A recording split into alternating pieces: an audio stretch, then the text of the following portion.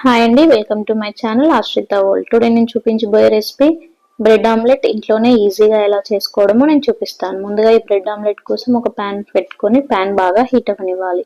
Pan బాగా heat అయ్యాక 2 bread స్లైసెస్ని వేసుకొని వీటిపైన మంచిగా కొంచెం నెయ్యి యాడ్ చేసుకొని రోస్ట్ చేసుకోవాలి. నెయ్యి వేయడం వల్ల బ్రెడ్ అనేది టేస్ట్ చాలా బాగుంటుంది.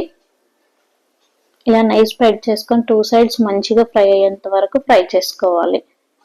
ఇలా బ్రెడ్స్ని మధ్య మధ్యలో టర్న్ చేసుకుంటూ ఫ్రై చేసుకోవాలి. బ్రెడ్ అనేది మంచిగా క్రిస్పీ అవుతుంది. ఇలా 2 సైడ్స్ టర్న్ చేసుకుంటూ క్రిస్పీ అయ్యేంత వరకు ఫ్రై చేసుకోవాలి. ఇలా బ్రెడ్స్ అనేవి గోల్డెన్ బ్రౌన్ కలర్ అయ్యేంత వరకు ఫ్రై చేసుకోవాలి. మిగిలిన బ్రెడ్స్ అన్ని కూడా ఇలా ఫ్రై చేసుకొని పక్కకు పెట్టుకోవాలి. ఇప్పుడు మళ్ళీ ప్యాన్ పెట్టుకొని ప్యాన్ బాగా హీట్ అయ్యాక అమూల్ బటర్ యాడ్ చేసుకోవాలి. ఇలా బటర్ వేయడం వలన ఆమ్లెట్ అనేది చాలా టేస్టీగా ఉంటుంది. ఇప్పుడు ఇందులోకి ఒక ఎగ్ యాడ్ చేసుకోవాలి. దీన్ని హాఫ్ బాయిల్ ఎగ్ ఆమ్లెట్ అంటారు.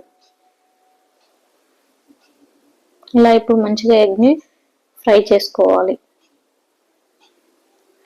ఎగ్ని ఇలా 2 సైడ్స్ మంచిగా గోల్డెన్ బ్రౌన్ కలర్ వచ్చేంత వరకు ఫ్రై చేసుకోవాలి. ఎగ్ అనేది మంచిగా ఫ్రై అయింది. ఇప్పుడు ఇంకో సైడ్ కూడా ఎగ్ని బాగా ఫ్రై చేసుకోవాలి. ఇలా ఫ్రై చేసుకున్న ఎగ్ ఆమ్లెట్ని వేరే ప్లేట్లోకి ట్రాన్స్ఫర్ చేసుకొని కొంచెం సాల్ట్, కొంచెం కారం, కొంచెం ధనియాల పౌడర్ యాడ్ చేసుకోవాలి.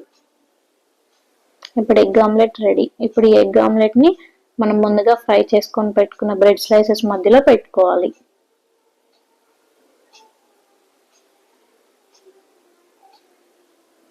ఇప్పుడు ఎంతో టేస్టీ అయిన బ్రెడ్ ఆమ్లెట్ రెడీ అండి.